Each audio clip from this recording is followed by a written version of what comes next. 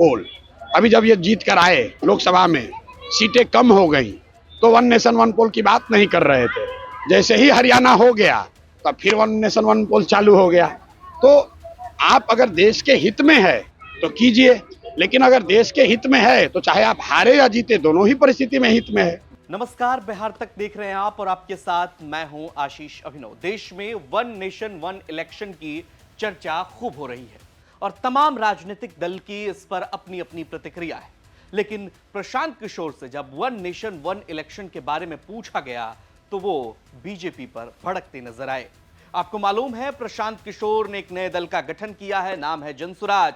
उनकी पार्टी 4 सीटों पर उपचुनाव लड़ रही है। लेकिन वन नेशन वन इलेक्शन एक ऐसा मुद्दा है जिस पर हर पार्टियों के अपने अपने स्टैंड हैं, अपनी अपनी राय। विपक्ष के कुछ दल इस पर सहमत भी होते हैं तो कुछ दल असहमत भी होते हैं। जैसा कि आपको मालूम है, इस देश में लंबे समय तक वन नेशन वन इलेक्शन चलता रहा, लेकिन उसके बाद यह परंपरा टूट गई। एक बार फिर से भारतीय जनता पार्टी की सरकार इस पर जोर दे रही है, लेकिन यह संभव होगा कैसे? इस पर प्रशांत किशोर ने सवाल उठा दिया। प्रशांत किशोर कहते हैं कि यह कॉन्सेप्ट तो अच्छा है, लेकिन इस कॉन्सेप्ट को बोलने वाले यानी भारतीय जनता पार्टी पर हमला बोलते हुए प्रशांत किशोर यह कहते हैं कि जब हरियाणा का चुनाव होता है तब भारतीय जनता पार्टी को वन नेशन वन इलेक्शन की याद नहीं आती। जब झारखंड में चुनाव हो रहा है, उतने छोटे सूबे को 4 भाग में बांटकर चुनाव किया जा रहा है, तब वन नेशन वन इलेक्शन की बात नहीं होती। तो यह रवैया ठीक नहीं है। अगर भारतीय जनता पार्टी को लगता है कि वन नेशन वन इलेक्शन का मुद्दा सही में होना चाहिए और यह देश के लिए सही है, तो भारतीय जनता पार्टी यह फैसला ले और अपनी जीत और हार उसमें ना देखे। प्रशांत किशोर किस तरह से हमलावर है, सुनिए। भाई, हमने पहले भी इस बात को कहा है कि वन नेशन वन पोल अगर सही नियत से किया जाए तो उसमें कोई गलती नहीं है।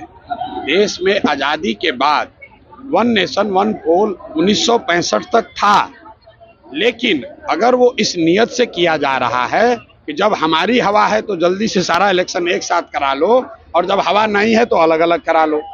एक और आप वन नेशन वन पोल की बात कर रहे हैं और दूसरी तरफ एक छोटे से राज्य झारखंड को 4 भाग में बांटकर चुनाव करा रहे हैं ताकि प्रचार करने के लिए आपके पास और समय मिले।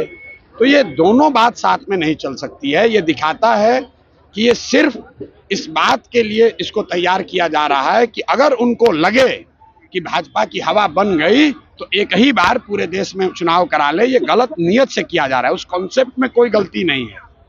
वन नेशन वन पोल हो, उससे कोई देश का नुकसान नहीं है, लेकिन नियत सही होनी चाहिए। कोई भी कानून आप जब बनाते हैं तो उसके पीछे, कानून से ज्यादा उसके पीछे नियत क्या है उसको देखने की जरूरत है। नियत अगर किसी कौम को टारगेट करना है, नियत अगर किसी को डराना है, नियत आपको अपना पॉलिटिकल फायदा लेना है, तो उसको देखने की जरूरत है। और मुझे ऐसा लग रहा है कि भाजपा के लोग वन नेशन वन पोल, अभी जब ये जीत कर आए लोकसभा में, सीटें कम हो गई तो वन नेशन वन पोल की बात नहीं कर रहे थे। जैसे ही हरियाणा हो गया तब फिर वन नेशन वन पोल चालू हो गया। तो आप अगर देश के हित में है तो कीजिए, लेकिन अगर देश के हित में है तो चाहे आप हारे या जीते, दोनों ही परिस्थिति में हित में है। अपने हार जीत से जोड़कर उसको देश पर ना थोपे, ये बात है। आपको बता दें कि इस देश में तमाम पार्टियां वन नेशन वन इलेक्शन के पक्ष में भी है तो कुछ पार्टियां इसके अगेंस्ट में भी है। आपको क्या लगता है? इस देश में एक देश एक चुनाव होना चाहिए। इसमें कई सारी अच्छाइयां भी हैं तो कई सारी खामियां भी इसकी गिनाई जाती हैं। आप अब कमेंट बॉक्स में हमें जरूर बताइए कि एक देश एक चुनाव से क्या फायदे हैं और क्या नुकसान है। तमाम खबरों के लिए आप देखते रहिए बिहार तक।